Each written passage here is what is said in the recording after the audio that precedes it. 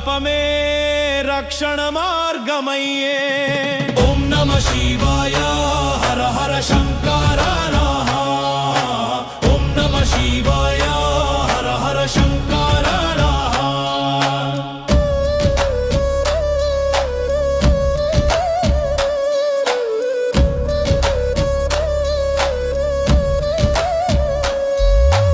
అశ్రువుల గర్భమే ఆశీర్వాదమయ్యే.